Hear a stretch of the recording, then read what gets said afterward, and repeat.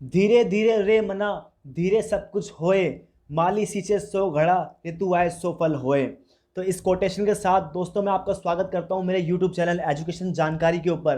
तो आज हम यूजीसी नेट दिसंबर 2020 और जून 2021 का जो साइकिल पेपर हुआ था शिफ्ट वन का, जो जून 2021 के अंदर हुआ था, उसको आज हम आपके सामने डिस्कस करेंगे पॉलिटिकल साइंस का। तो ये पेपर दोस्तों बहुत मॉडरेट लेवल का था, ठीक ठाक, ना ज़्यादा आसान था ना कठिन था। तो ये पहली बार, ये दो शिफ्ट के अंदर हुआ था, तो मैं आपके साथ पहली शिफ्ट का पेपर आज डिस्कस कर रहा हूँ। तो जो पहला क्वेश्चन है वो इस प्रकार है, 2020 में भारत ने यूएस के साथ रक्षा सहयोग किस समझौते पर हस्ताक्षर किया? तो ये भारत के और यूएसए के द्वारा बेसिक एक्सचेंज कोऑपरेशन एग्रीमेंट के ऊपर हस्ताक्षर किए गए थे। और सेकंड क्वेश्चन इस प्रकार है, हम एक प्रकार से इतिहास के अंश के साक्षी रहे हैं, यानी मानव जाति के वैचारिक विकास बिंदु का अंतिम बिंदु और मानव शासन के अंतिम रूप में पश्चिमी उदार लोकतंत्र का सार्वभौमिकीकरण। तो ये कोटेशन जुड़ी हुई है फ्रांसिस फुकुयामा से, जिनकी बुक थी the end of history and the last man, और ये the origin of political economy से भी जुड़े हुए हैं। तो फ्रांसिस फुकुयामा के बारे में हमें ये याद रखना है। तो जो मेन क्वेश्चन थे मैंने उसको हाईलाइट कर दिया है, तो जो आपको भी देखने में आसानी रहे। और किसी को पीडीएफ चाहिए तो मेरे साथ ग्रुप में जुड़ सकता है, मैं उसको पीडीएफ वहाँ पे सेंड कर दूंगा। निम्नलिखित में से कौन सा राजनीतिक पार्टियों का कार्य नहीं है? तो जो राजनीतिक पार्टियों का कार्य नहीं है, तो उसमें सरकार और वैकल्पिक सरकार बनाना राजनीतिक पार्टी का कार्य होता है। जनमत बनाना भी होता है, राजनीति जनता को राजनीतिक शिक्षा देना भी होता है। लेकिन न्यायपालिका पर नियंत्रण रखना, तो ये इसका काम नहीं होता है। जो न्यायपालिका पर नियंत्रण, न्यायपालिका एक सेपरेट बॉडी होती है जो राजनीतिक दल से इतर अपना कार्य करती है। तो इसका आंसर था न्यायपालिका पर नियंत्रण रखना राजनीतिक दल का कार्य नहीं है। अगला क्वेश्चन है, निम्नलिखित में से कौन सा सिद्धांत मार्क्स से संबंधित नहीं है? तो मार्क्स से जो संबंधित सिद्धांत नहीं है, ये सर्वहारा वर्ग की तानाशाही इनसे संबंधित है। Origin of the family, private property and state, ये भी इनसे संबंधित है। The alienation theory of alienation भी इनसे संबंधित है। और जो थ्योरी ऑफ सरप्लस वैल्यू, ये डेविड रिकार्डो का सिद्धांत था जिसको मार्क्स ने आगे बढ़ाया था, तो इससे संबंधित नहीं है। तो इसका आंसर था फोर्थ। अगला क्वेश्चन इस प्रकार है, अंतर्राष्ट्रीय नीतियों में शासनकाल सिद्धांत रीजम थ्योरी के संबंध में निम्न में से कौन सा कथन सही है? तो जो सही है वो पहला और डी है। यह अराजक अंतर्राष्ट्रीय प्रणाली में नियम शामिल व्यवहार की विद्यमानता के लिए प्रयास है, ये सही है। और उन्हें सिद्धांत, मानकों, नियमों और निर्णय लेने की प्रक्रिया द्वारा परिभाषित किया जाता है। तो इसका आंसर फर्स्ट और डी है। अगला क्वेश्चन देखते हैं, भारत की प्रवासी नागरिकता ओआईसी योजना के अंतर्गत भारत के प्रवासी जनसमूह को निम्नलिखित में से क्या प्रदान नहीं किया जाता? तो नहीं, जो प्रदान किया जाता है प्रवासी नागरिकताओं को, तो वो है नागरिकों के रूप में राजनीतिक अधिकार।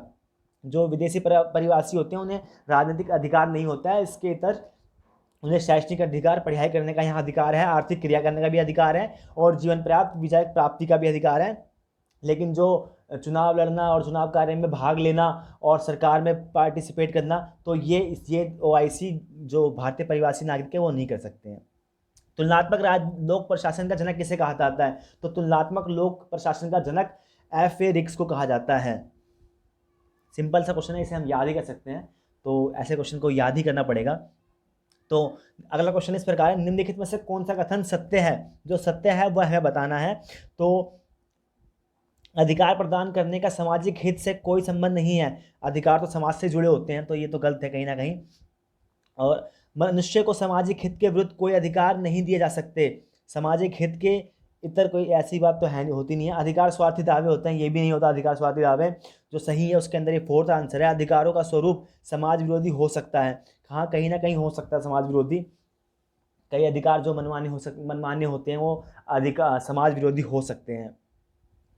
तो अगला क्वेश्चन हम देखते हैं, ये थोड़ा डाउटफुल क्वेश्चन था तो मैंने इसको डाउट पे लगा दिया है, मेरे को मिला नहीं इसका आंसर।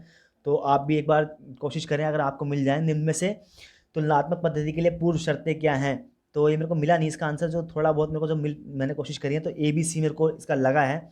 इकाई के चयन में एक कारक के रूप में तुलनात्मक खाका, खोज के केंद्र के रूप में तुलनीय अवधारणा मसला, खोज के केंद्र की परिभाषा। तो ABC मेरे को जो मिला है वो एक बार आप इसको चेक कर लें। अगला क्वेश्चन इस प्रकार है, ये उस टाइम से निर्भर आत्मनिर्भर भारत अभियान निम्नलिखित में से किस स्थिति को प्रारंभ किया गया था? तो ये उस समय से जो करंट में न्यूज चल रही थी, तो ये करंट से आया हुआ क्वेश्चन था। आत्मनिर्भर भारत अभियान 12 मई 2020 को स्टार्ट किया गया था, कोरोना के बाद। निम्नलिखित में से किसका कथन है कि जीवन एक शक्ति के बाद दूसरी शक्ति पाते रहने की सतत एवं बेचैन इच्छा जिसका अंत मृत्यु के साथ ही होता है? तो ये हॉब्स का कोटेशन है, जिन्होंने कहा था कि शक्ति जो होती है वो हम निरंतर पाने की कोशिश करते रहते हैं, इसी में लगे रहते हैं और मृत्यु के साथ ही खत्म होती है। अगला क्वेश्चन है, विभिन्न चरणों में नारीवादी आंदोलन के चरण संबंधित केंद्रीय विचार को कालानुक्रम कर व्यवस्थित कीजिए। तो सबसे पहले स्त्रियों का मताधिकार देने की बात की गई है, फिर सामाजिक और आर्थिक समानता की बात की गई है, और थर्ड फिर ये है सांस्कृतिक तथा संदर्भ पर बल, और चौथे पे पर्यावरण नारीवाद फेमिनिज्म की बात की गई। तो पहले हम देख सकते हैं नारियों ने सबसे पहले मताधिकार की बात करी, फिर सामाजिक और आर्थिक समानता की बात करी जिसमें इकोनॉमिक स्थिति में उनको भी लाया जाए इकोनॉमिक कार्य में, फिर सांस्कृतिक तथा संदर्भ पर बल दिया, और लास्ट में पर्यावरण नारीवाद पे हम देख सकते हैं कार्य होते हुए। तो ये था सूची 1 को सूची 2 से सम्मिलित करना था।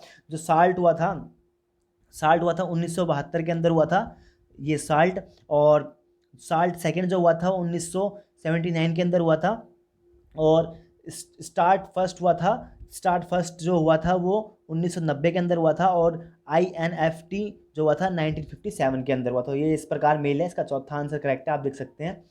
अगला क्वेश्चन देखते हैं, कौन नौकरशाही को राज्य चेतना मानते? तो ये सिंपल सा आंसर था, राज्य की चेतना जो मानते थे वो थे कार्ल मार्क्स। ऐसे क्वेश्चन हम याद ही कर सकते हैं और कुछ नहीं कर सकते, जो कोटेशन है तथ्यात्मक बेस पे होते हैं ऐसे क्वेश्चन। निम्नलिखित में से किस निर्भरता के सिद्धांत ने अर्धपरिधि की संकल्पना को जोड़ा? तो ये सबसे पहले इमैनुअल वालस्टीन जो कि सेमी पेरिफेरी सिद्धांत से जुड़े हुए हैं, वर्लन हेल्स्टीन, इनको कहा जाता है सेमी पेरिफेरी सिद्धांत से जुड़े हुए थिंकर। अगला क्वेश्चन इस प्रकार है, निम्न में से कौन सा कथन बाल गंगाधर तिलक के संबंध में सही है? तो जो सही है वो हमें बताना है। तो इसके अंदर उन्होंने भाषाई आधारित राज्य निर्माण की कल्पना की, सही बात है। वे अस्थिर राष्ट्रवादी और यथार्थवादी दोनों थे, ये भी सही है। उन्होंने सामाजिक सुधार और राजनीतिक स्वतंत्रता को वरीयता दी, ये भी सही है। तिलक के लिए राजनीतिक स्वतंत्रता और अधिकार का प्रत्यक्ष कार्रवाई और दबाव से प्राप्त किया जा सकता है, तो हाँ उसको मानते थे। तो ये चारों सही हैं, ABCD।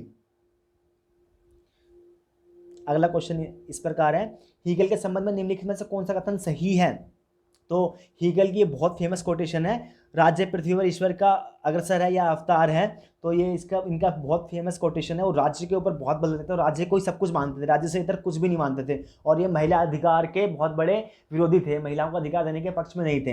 तो सेकंड इनकी देखते हैं, हीगल महिलाओं को कमतर मानते थे, उनका मानना था कि महिलाओं की तार्किक क्षमता कम होती है, तो ये बात भी सही है। तो ए और दोनों सही है, इसके अंदर 2 ही ऑप्शन दिए गए थे, ज़्यादा हम देखने की जरूरत नहीं है। तो इसका फर्स्ट आंसर था। निम्नलिखित में से कौन लोकसभा के एकमेव अधिकार हैं? तो जो लोकसभा के एकमेव अधिकार हैं वो है धन विधेयक का प्रस्तुतिकरण और मंत्रिपरिषद के विरुद्ध अविश्वास प्रस्ताव पारित करना। तो ए और सी इसका सही आंसर है। शिकागो विचारधारा के अर्थशास्त्र में सर्वाधिक प्रमुख कौन है? तो जो सबसे प्रमुख है वो मिल्टन फ्राइडमैन है, जो सबसे प्रमुख हैं इस विचारधारा के। अगला क्वेश्चन इस प्रकार है, भारत में ब्रिटिश नौकरशाही के कानूनों में अपील करने से या गला फाड़ने से हमें कुछ नहीं मिलेगा, यह किसने कहा? तो ये कहा था बाल गंगाधर तिलक ने, जो इनके इसी कारण उन्होंने पैसिव रेजिस्टेंस और स्वदेशी के ऊपर बल दिया था, और समाज को जोड़ने के ऊपर इन्होंने बल दिया था इनके विरुद्ध। अगला क्वेश्चन मैचिंग का है, बेसिक एक्सचेंज कॉर्पोरेशन एग्रीमेंट जो हुआ है वो हुआ है 1920 के अंदर, और जो Indo US nuclear deal war हुई है वो हुई है 2005 के अंदर, और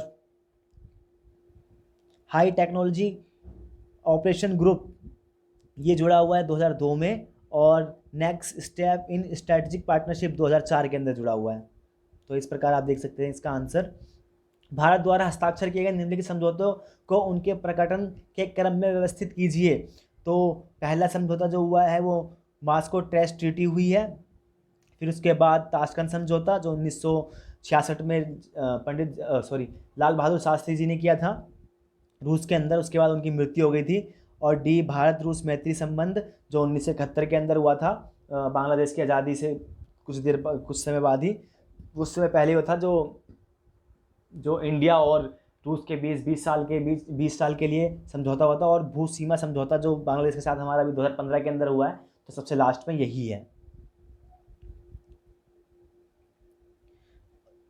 असर्शन और रीजनिंग से संबंधित ये क्वेश्चन है। तो इसमें पहला अभिकथन दिया गया है, जॉन लॉक स्वतात्मक व्यक्तिवादी प्रदर्शित किया गया है। जॉन लॉक केवल हितों की वृद्धि के पक्षधर नहीं थे। तो ए और आर दोनों सही है, परंतु आर ए की सही व्याख्या नहीं कर रहा है। तो ये हमें ध्यान रखना है। जॉन लॉक पोसेसिव इंडिविजुअलिस्ट थे। अगला क्वेश्चन हम देखते हैं, निम्नलिखित में से कौन नव दक्षिणपंथी सिद्धांत है? तो जो नव दक्षिणपंथी सिद्धांत है वो ऑस्ट्रिया स्कूल है और शिकागो स्कूल है जो इस सिद्धांत से जुड़े हुए हैं। बी.आर. अम्बेडकर द्वारा लिखित निम्नलिखित पुस्तकों को उनके आरोही क्रम में व्यवस्थित करना था। तो ये आरोही क्रम में था। पहली उनकी बुक थी the problem of the rupees, its origin and its solution, और फिर उसके बाद D the rights of fall of Hindu women, और फिर उसके बाद C the Buddha and his Dhamma, और उसके सबसे लास्ट में थी गांधी एंड गांधीज़म। कौन से संविधान संशोधन के माध्यम से समाजवादी, निरपेक्ष और अखंडता शब्दों का हमारे संविधान में समावेश किया गया? इतना आसान क्वेश्चन आया था। 42वां संशोधन, जिसे हम मिनी कॉन्स्टिट्यूशन भी कहते हैं, ये 1976 के अंदर हुआ था, और इसे मिनी कॉन्स्टिट्यूशन भी कहते हैं। कई चीज़ें इसके अंदर की गई थी, तो ये हमें याद रखना, बहुत ज़्यादा इंपॉर्टेंट संविधान संशोधन है हमारे संविधान के अंदर। निष्पादन बजट यह दर्शाया है कि कोई सरकारी इकाई अपने लक्ष्य और उद्देश्यों को किस सुगमता से प्राप्त करते हैं। निम्नलिखित में से कौन निष्पादन बजट के केंद्रीय बिंदु हैं? तो जो निष्पादन बजट के केंद्रीय बिंदु हैं वो चारों ही हैं, ABCD। इसमें निष्पादन स्तरों की स्थापना तथा सूचना संग्रहण की आवश्यकता होती है। जो कार्य किया जाता है उसकी मात्रा का मापन होता है, उस कार्य की गुणवत्ता अथवा उसके परिणाम का मापन होता है। इसका इस बात पर प्रभाव पड़ता है कि किसी विभाग को भविष्य में कितना पैसा प्राप्त होगा। तो ये चारों सही थे। भारतीय विदेश नीति में इंदिरा सिद्धांत किससे संबंधित है? जो इंदिरा गांधी जी का सिद्धांत था वो संबंधित है। इसमें भारत की सुरक्षा दक्षिण एशिया के समकक्ष प्रदर्शित की गई है। दक्षिण एशिया क्षेत्र में किसी भी हस्तक्षेप को भारत की सुरक्षा के लिए खतरा माना जाएगा। तो ये भी थी, और ये भी है, और ये भी है। तो इसका आंसर C और D है। चुनाव आयोग भारत के संविधान के अनुच्छेद 324 द्वारा पर्याप्त चुनावों के अधीक्षण, निर्देशन और नियंत्रण की शक्ति कब से लागू हुई? तो ये इसका आंसर था 26 जनवरी 1949 के दिन। और याद रखना हमें, हमारा संविधान 26 जनवरी 1950 को लागू हुआ था। उससे पहले ही कुछ जो संविधान के प्रावधान थे वो 26 नवंबर, जो जिस दिन हमारा संविधान बन गया था, उसी दिन कुछ प्रावधान हमारे देश के लागू कर दिए गए थे। उसमें से ये भी एक प्रावधान था जो उस टाइम ही लागू कर दिया गया था। क्रांतिकारी हिंसा न केवल भेदक होती है बल्कि उपनिवेशी प्रजा को स्वयं के पुनर्निर्माण का अवसर भी प्रदान करता है। यह किसका कथन है? तो ये फ्रांस फैनन का कथन है। फ्रांस फैनन, हमें याद रखना, रंग भेद के खिलाफ उन्होंने अपना सिद्धांत दिया है, और ये रंग भेद के खिलाफ विचारक माने जाते हैं। निम्नलिखित को कालानुक्रम व्यवस्थित कीजिए।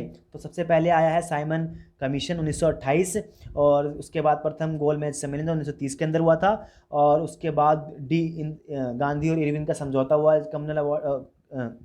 गांधी और इरविन के भी समझौता हुआ है, और उसके बाद लास्ट में कम्युनल अवार्ड। तो ये इसका सेकेंड ऑप्शन सही था। निम्नलिखित में से किस बहुदेशीय निर्यात नियंत्रण प्रणाली का भारत सदस्य नहीं है? तो भारत को इसके अंदर अभी तक एंट्री नहीं मिली है। NSG, जिसे न्यूक्लियर सप्लाई ग्रुप कहा जाता है। तो भारत इसकी कोशिश कर रहा है, लेकिन इसके अंदर चाइना हमेशा अड़ंगा आते रहा है और भारत को इसका सदस्य नहीं बनने देने जा रहा है।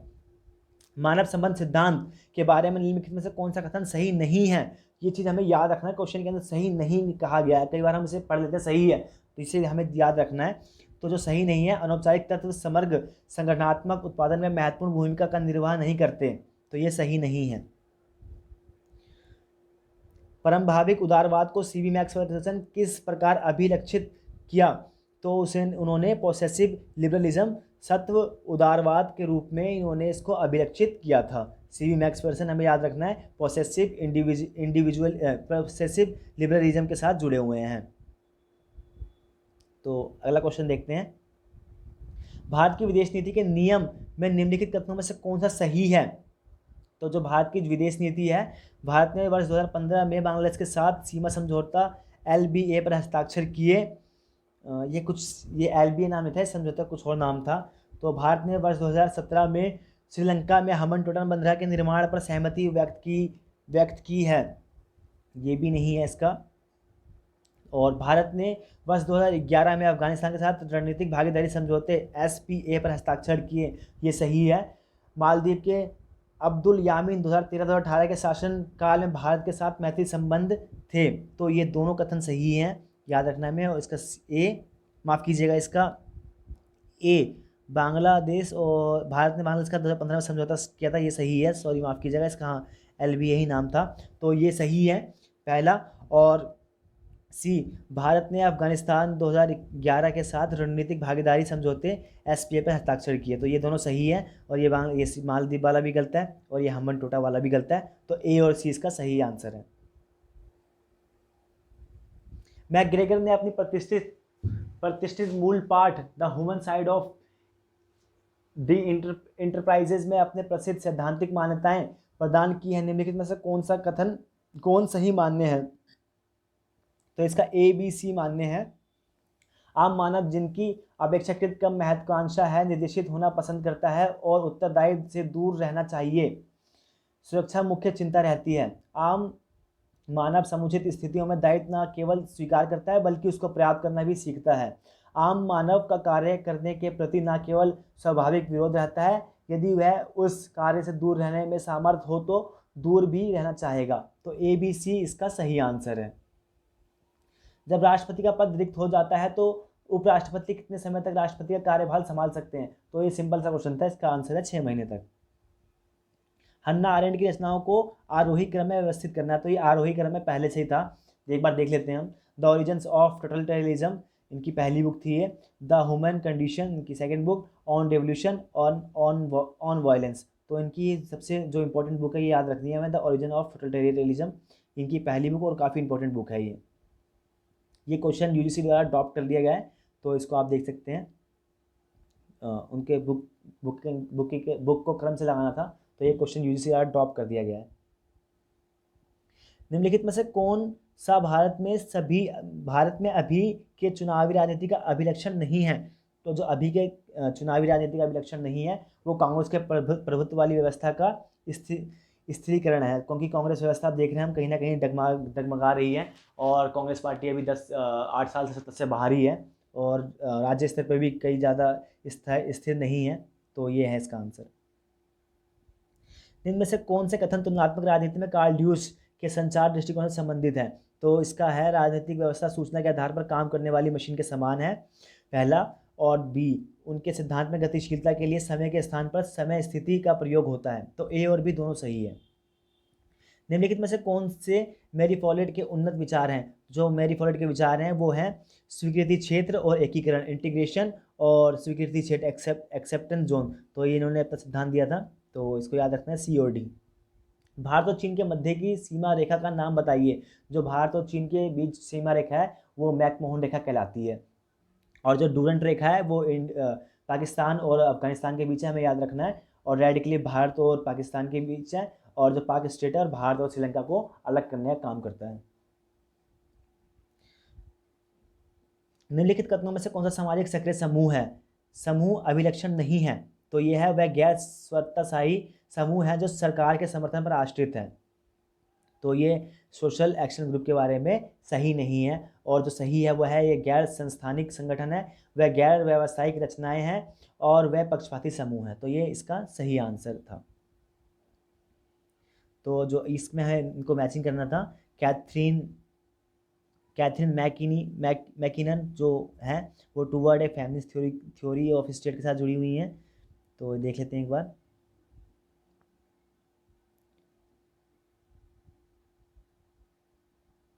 कैथरीन मैकलिन जो है toward A feminist theory of state के साथ जुड़ी हुई हैं, और सुसैन मोलर ऑकिन जुड़ी जस्टिस जेंडर एंड फैमिली के साथ, और एस फैटिन जुड़ी हुई है फेमिनिज्म इज फॉर एवरीबडी के साथ जुड़ी हुई हैं, और बेल हुक जो है दी डायलेक्ट्स ऑफ सेक्स के साथ जुड़ी हुई हैं। तो ये इसका आंसर ये था। निम्नलिखित पुस्तकों को उनके प्रकाशन के कालानुक्रम में व्यवस्थित कीजिए। तो इसका आंसर है CBAD। तो आप देख लें इसको और एक बार आप मिला लें। थोड़ी डिफिकल्ट टाइप क्वेश्चन है ये, तो आप देख लें एक बार आसानी से। अगला क्वेश्चन, निम्न में से कौन सकारात्मक स्वतंत्रता का समर्थक नहीं है? जो स्वतंत्रता का समर्थक नहीं है उसमें है जॉन लॉक और हैरोल्ड लास्की। TH जिनको हमें याद रखना, लिबरिस्ट थिंकर थे बहुत बड़े, जो कि स्वतंत्रता की बात करते थे। लॉक और हैरोल्ड इसके साथ नहीं जुड़े हुए हैं। किसने कहा कि लोक प्रशासन राजनीतिक रूप से निर्धारित लक्ष्यों की निष्पत्ति है? तो ये कहा है वुड्रो विल्सन जी ने। अगला क्वेश्चन है, आधुनिक उदारवाद किस पहलू में विश्वास नहीं रखता? तो जो आधुनिक उदारवाद है वो किस पहलू में विश्वास नहीं रखता, हमें याद रखना है। पालने से कब तक का कल्याण या आधुनिक उदारवाद का लक्षण है। सकारात्मक स्वतंत्रता भी लक्षण है, सामाजिक उदारवाद भी लक्षण है, और जो मिनिमम स्टेट की संकल्पना है वो इससे नहीं जुड़ी हुई है, मॉडर्न लिबरलिज्म से नहीं जुड़ी हुई है। AB Ramaswamy is favour in the favour of, ये किसके फेवर में थे? तो ये थे ह्यूमन डिग्निटी, मानव की गरिमा के समर्थन में थे। निम्नलिखित में से कौन मजदूरी वृद्धि और अवसंरचना विकास के कार्यक्रम थे? तो cash scheme of rural employment ये है, राष्ट्रीय ग्रामीण रोजगार गारंटी कार्यक्रम भी है, कृषि भूमिहीन रोजगार गारंटी कार्यक्रम भी है, लेकिन जो D है कृषि विज्ञान पद्धति में परिवर्तन, ये नहीं है। वैश्विक प्रणाली सिद्धांत के संबंध में निम्न में से क्या सही है? तो इसमें क्या सही है बताना। ये मार्क्स के धन संचय के विचार से प्रभावित है, सही बात है। धन संचय के आधार पर विश्व केंद्र परिधि और अर्ध परिधि के बीच बट गया है, तो ये भी सही है कहीं ना कहीं। तो ये तीनों सिद्धांत सही हैं, A और B उसका सही आंसर था। तो ये हमें मैचिंग करना था। ब्यूरोक्रेटिक ट्रेलर के साथ जुड़े हुए हैं हन्ना आरेंट जी, जुड़ी हुई हैं इनके साथ, और कल्चरल रेवोल्यूशन के साथ माओ जेडोंग जुड़े हुए हैं, और अपार्थाइड के साथ जुड़े हुए हैं फ्रांस फैनन, और एल्गोरी ऑफ केस के साथ जुड़े हुए हैं प्लेटो। निम्नलिखित में से किस हित अभिमुखीकृत प्रकारों और अन्य प्रतिमानित समूह प्रकारों में भेद किया है? तो ये किया गया है आलमंड और कोलमैन के द्वारा। देख लेते हैं एक बार। Who among the following distinguish between the interest articulation and the function and the other anomic group of function? तो ये है आलमंड और कोलमैन। निम्नलिखित में से कौन सतत विकास का अभिलक्षण नहीं है? तो जो सतत विकास का अभिलक्षण नहीं है उसमें अनियंत्रित विकास। जो सतत विकास होता है उसके अंदर आने वाली पीढ़ी की समस्या को देखकर विकास किया जाता है, और पर्यावरण हार्स के नुकसान से बचाया जाता है। तो ये हमें याद रखना है। पॉस्कोर किससे जुड़ा हुआ है? तो ये है गुलिक और यूर्विक से पॉस्कोर जुड़ा हुआ है। भारत के नागरिकता के संबंध में निम्नलिखित में से कौन सा कथन सही नहीं है? जो सही नहीं है वो बताना था। तो भारत का एक नागरिक एक साथ अन्य देश का नागरिक भी हो सकता है, तो ये गलत है। एक समय में भारत का एक ही नागरिक रह सकता है, तो यही पहले वाला गलत था इसका। और जो सेकंड हम देख लेते हैं, यदि कोई व्यक्ति किसी अन्य देश की नागरिकता ले लेता है तो उसकी भारत की नागरिकता खत्म हो जाती है, तो ये सही बात है। नागरिकता संबंधी प्रावधान 26 नवंबर 1949 को लागू हुआ, ये भी सही है। और संसद के पास शक्ति है, वह नागरिकता को ग्रहण करने और उसे खत्म करने से संबंधित प्रावधान बना सकता है, तो ये भी सही है। निम्नलिखित में से कौन सी संविधानवाद की विशेषता नहीं है? संविधानवाद की विशेषता क्या नहीं है बताना हमें। संस्कृत आधारित अवधारणा, ये सही है। गतिशील अवधारणा, ये भी सही है। और मूल्य आधारित अवधारणा, ये भी सही है। लेकिन जो सही नहीं है, पार्टी आधारित अवधारणा संविधान से सम्मिलित नहीं है। भारत में श्रमिक आंदोलन किन किन से दुष्प्रभावित होता है? तो जो श्रमिक आंदोलन होता है किससे पर दुष्प्रभावित हो रहा है, तो हमें बताना है।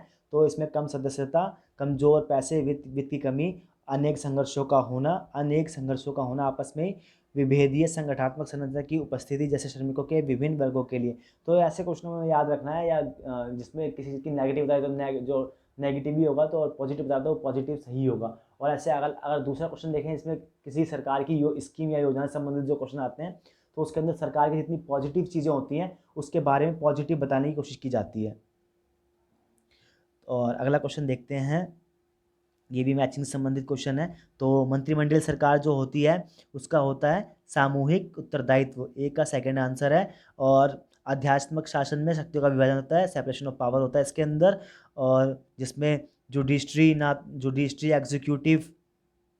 एग्जीक्यूटिव जुडिशरी और जो न्यायपालिका होती हैं, कोर्ट जो होते हैं, तीनों अलग अलग कार्य करते हैं। कोई किसी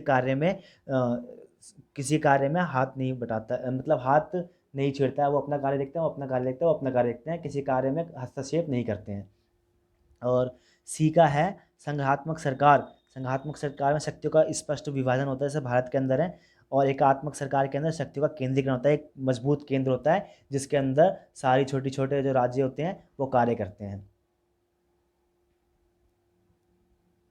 रेनिस लिकार्ड ने संगठन के स्तर तथा नियंत्रण के स्वरूप के आधार पर प्रबंधन की पद्धतियों की पहचान की है। उन्हें दक्षता के आरोही क्रम में व्यवस्थित कीजिए। तो इसका जो व्यवस्थित क्रम है वो ये है, डी पहले है शोषण काल सत्तावादी, उसके बाद ए हितकारी सत्तावादी, फिर बी विमर्शकारी नेतृत्व और सी सहभागी। अगला क्वेश्चन देख लेते हैं, ये असर्शन और रीजनिंग से संबंधित है। बी आर अम्बेडकर वर्तमान संघीय ढांचे के आलोचक थे। तो ये सही बात है। और अम्बेडकर के अनुसार स्थानीय स्वशासन के पास वास्तव में ना तो विधायी शक्ति है और ना ही कार्यकारी शक्ति है। तो ए और आर सत्य है और आर ए की सही व्याख्या है, तो ये दोनों सही हैं। निम्नलिखित में से कौन सा कार्य स्थानीय शासन से संबंधित नहीं है? लोकल गवर्नमेंट, जो पंचायतें होती हैं उनका कार्य क्या होता है? तो लोक स्वास्थ्य होता है, लोक उपयोगी सेवाएं होता है, लोगों को सेवाएं प्रदान करना, और स्वच्छता के बारे में जानकारी देना, स्वच्छता करना, ये होता है। लेकिन जो सार्वजनिक व्यवस्था का अनुसरण, मेंटेनेंस और पब्लिक ऑर्डर पुलिस का कार्य होता है, और पुलिस एक राज्य के अंदर होती है। नेक्स्ट क्वेश्चन इस प्रकार है, निम्नलिखित में से कौन चुनावी राजनीति में वाद विवाद के विषय हैं? जो वाद विवाद के विषय हैं, इलेक्ट्रॉनिक मतदान मशीन है, ईवीएम मशीन है, हाँ सही बात है। एक राष्ट्र एक चुनाव के ऊपर भी अभी चर्चा चल रही है, लेकिन ये इसके ऊपर कुछ हुआ नहीं है। और एक सदस्य निर्वाचन आयोग, ये तो अभी है। और जो डीएस का स्थानीय चुनाव लड़ने के लिए 2 बच्चे की मानक को प्रारंभ करना। तो ये 3 जो हैं, इसको सी को छोड़ के ये 3 जो हैं ये विवादित विषय हैं। निम्नलिखित में से कौन सा राजा राजमोहन राय के बारे में सही नहीं है? तो जो सही नहीं है वह हमें बताना है। वे उपनिवेशों से प्रभावित थे। वे युक्तिवादी और एक ईश्वरवाद के समर्थक थे। वे नास्तिक थे।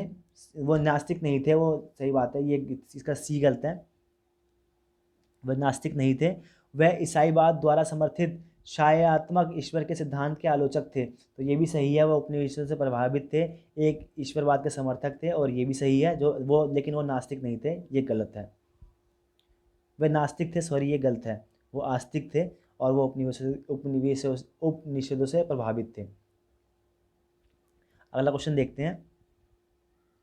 अगला क्वेश्चन इस प्रकार है, द आर्ट ऑफ वॉर, एक मिनट देख लूँ, हाँ, द आर्ट ऑफ वॉर मैकावली से जुड़ी हुई है, और इसके एक चाइनीज थिंकर है सुनजू, जो कि आर्ट ऑफ वॉर से वो भी जुड़े हुए हैं। तो ये हमें याद रखना है, मैकावली आर्ट ऑफ वॉर से जुड़े हुए हैं। श्री अरबिंदो द्वारा राष्ट्रवाद को किस रूप में मानते हैं? तो ये आध्यात्मिक राष्ट्रवाद की पाश्चात्य जनधारणा से भिन्न है, सही बात है। और आव्यायी के रूप में राष्ट्र, ये भी मानते हैं। धार्मिक लालसा और नैतिक दृष्टिकोण के रूप में राष्ट्रवाद, ये भी मानते हैं। तो ए बी सी इसका सही आंसर है। री इन्वेंटिंग गवर्नमेंट 1992 किसने लिखी? तो ये ऑसबॉर्न और गैब्लर की लिखी हुई बुक है, री इन्वेंटिंग गवर्नमेंट। काफ़ी इंपॉर्टेंट बुक है दोस्तों, इसको याद रखना है, कई एग्जामों में मैंने देखा है कि ये बुक आ गई है। बजट एक दस्तावेज है जिसमें सार्वजनिक राजस्व और व्यय की प्रारंभिक स्वीकृति योजना होती है। यह परिभाषा किसने दी? तो ये परिभाषा दी है रेमो स्टोहम ने दी है ये परिभाषा। तो ये क्वेश्चन हमें मिलाने से रिलेटेड थोड़ा डिफिकल्ट टाइप का क्वेश्चन है, आप देख लें खुद ही। ये उस टाइम के जो मेन थिंकर हैं, ये डिफिकल्ट क्वेश्चन है, आप खुद देख लें। जैसे अभी ये तो नाम भी नहीं सुने मैंने, रविंदर राय, आशीष कुमार राय, कैरोल स्पेरी और संजय कुमार, मैंने तो नाम भी नहीं सुने इनके। तो आप देख लें, इसका ये फर्स्ट आंसर है। भारत के सर्वोच्च न्यायालय ने 24 अगस्त 2007 को के.एस. पुत्तास्वामी रिटायर बनाम भारत संघ के मुकदमे में निर्णय दिया था। जो निर्णय दिया था वो क्या दिया था? तो इसका आंसर है निजता के अधिकार को संविधान के अनुच्छेद 21 के जीवन और व्यक्तिगत स्वतंत्रता के अधिकार के तात्विक भाग के रूप में तथा संविधान के भाग 3 द्वारा दी गई आज़ादियों की गारंटी के माध्यम से सुरक्षा पर्याप्त है। तो ये 21 के ऊपर अनुच्छेद 21 जो निजता का अधिकार है उसके संबंध में बहुत इंपॉर्टेंट डिसीजन दिया गया था एस पुत्तस्वामी द्वारा ये इस केस के ऊपर।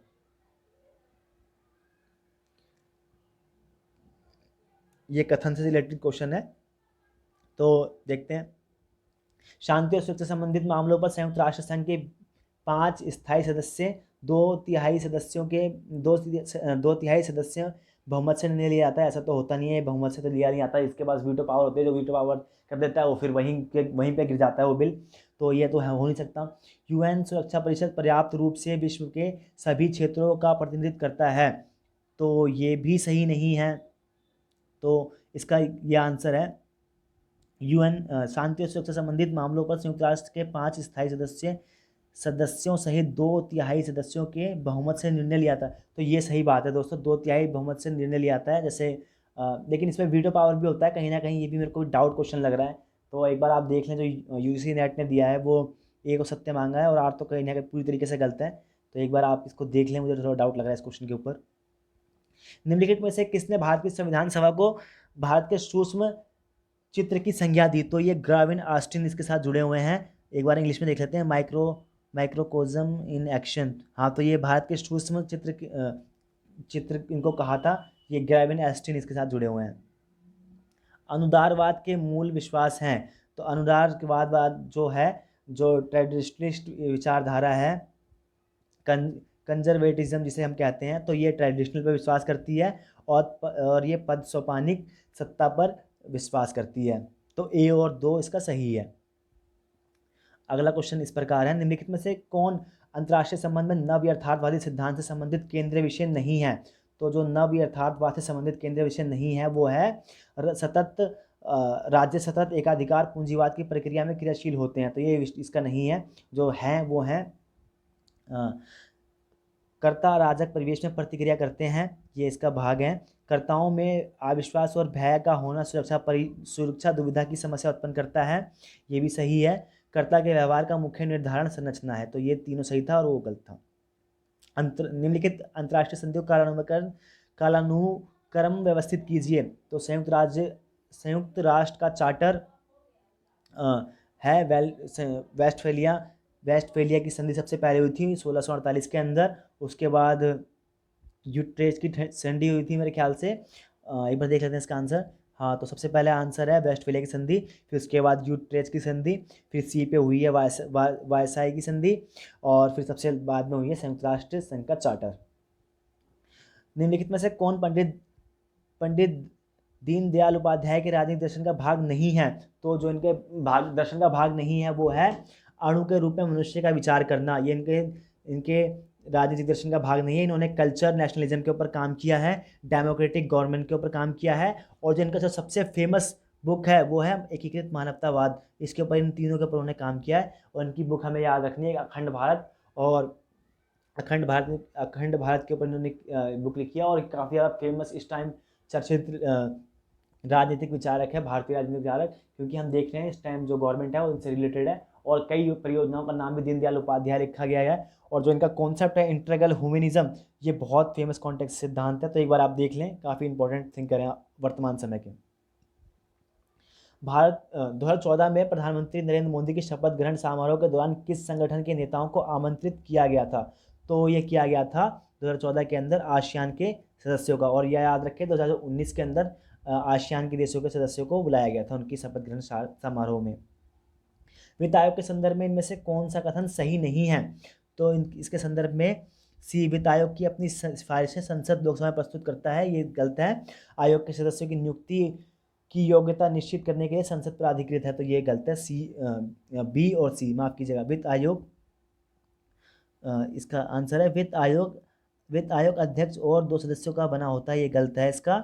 और वित्त आयोग अपनी सिफारिशें संसद लोकसभा में प्रस्तुत करता है, तो ये दोनों गलत हैं। वित्त आयोग का प्रबंधन 280 अनुच्छेद के अंदर है, आर्टिकल 280 के अंदर है, सही बात है ये। और आयोग के सदस्यों की नियुक्ति की योग्यता के निश्चित करने के लिए संसद प्राधिकृत है। तो ये भी सही है। तो जो गलत है वो बी और सी थे। असर्शन और रीजनिंग संबंधित ये क्वेश्चन है। भारत वैश्विक परमाणु निरस्त्रीकरण का समर्थन करता है, सही बात है, परंतु उसकी इच्छा है कि वह विश्वसनीय न्यूनतम प्रतिरोध का विकल्प भी रखे। तो ये बात भी सही है कहीं ना कहीं। भारत परमाणु नीति उसकी वैश्विक और क्षेत्रीय चिंताओं को दूर करने पर केंद्रित है। हाँ सही बात है, हमारे आसपास भी जो परमाणु हथियार से लैस हैं उनके विरुद्ध में हमने परमाणु हथियार डेवलप करे हैं। तो ए और आर दोनों सही हैं और आर ए की सही व्याख्या है।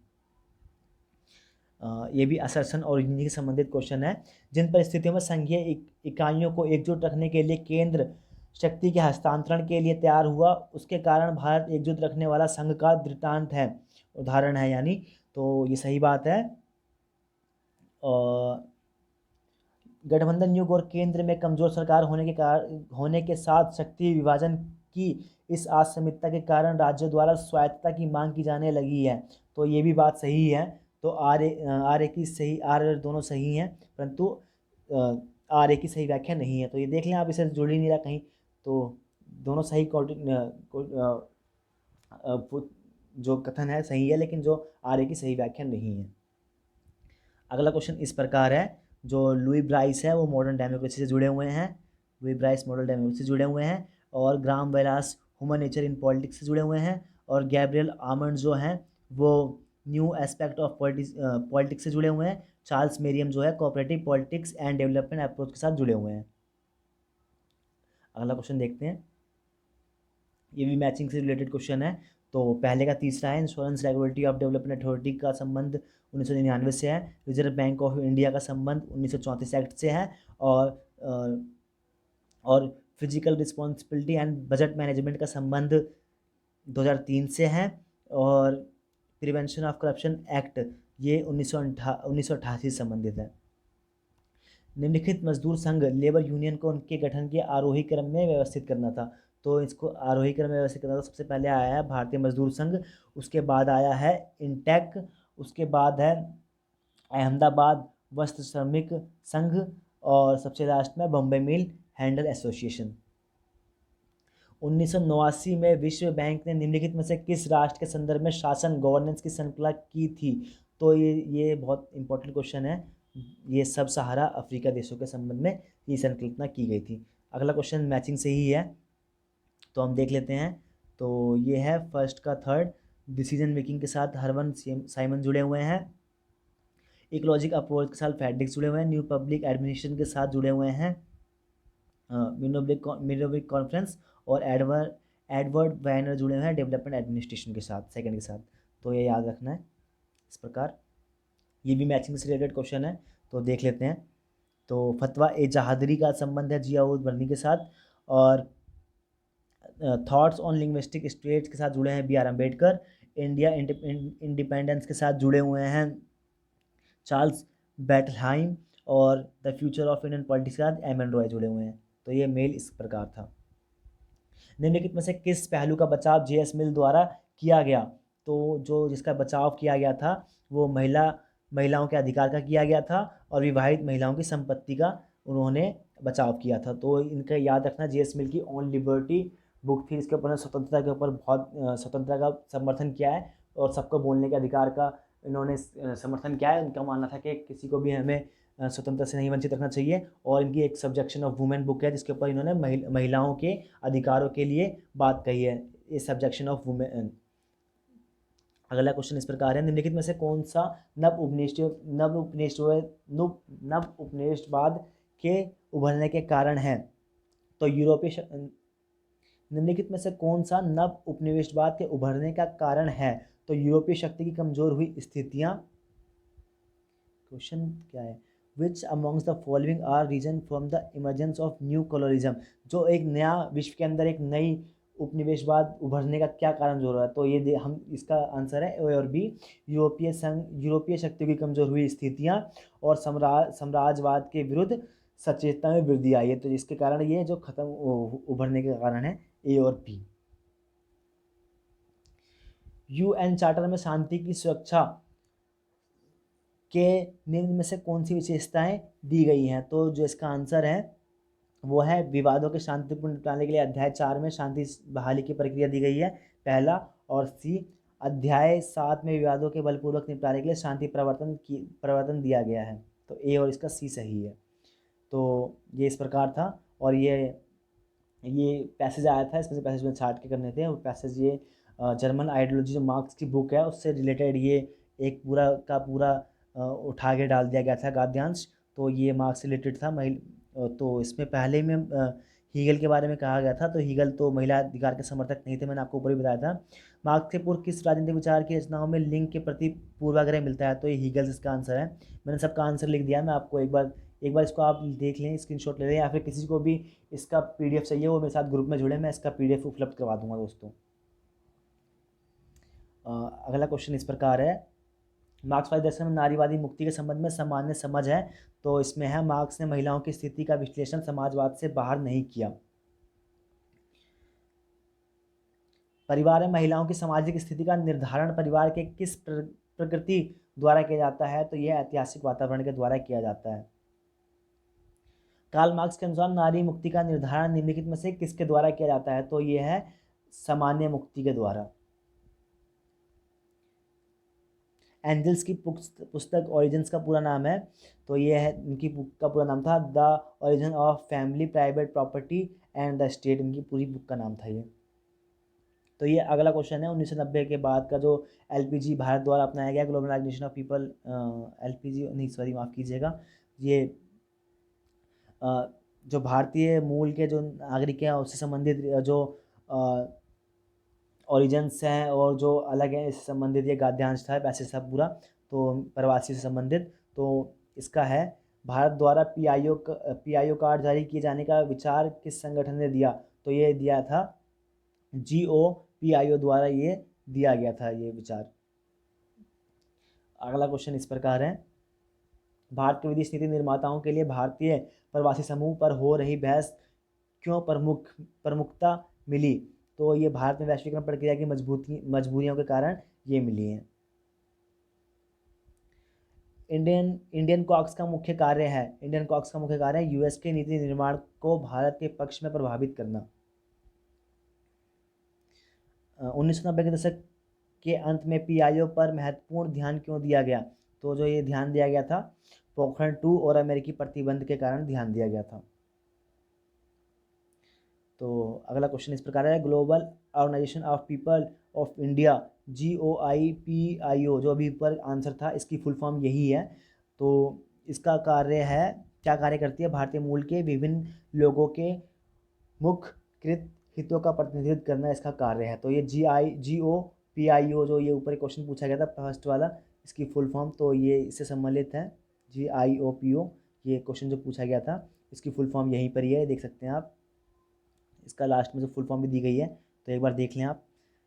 तो ये इस प्रकार था, मेरे ख्याल से कंप्लीट हो चुके हैं पूरे 100 क्वेश्चन। तो ये इस प्रकार ये पूरे 100 क्वेश्चन थे दोस्तों। आशा करता हूँ आपको अच्छा लगा होगा। ये 2021 का UGC नेट का फर्स्ट शिफ्ट में जो पेपर हुआ था वो था। तो ये इस प्रकार था। आशा करता हूँ आप सबको अच्छा लगा होगा, और अपना नाम रोशन करें, अपने देश का नाम रोशन करें, अपने माँ बाप का रोशन नाम करें, और इस बार JRF निकालें।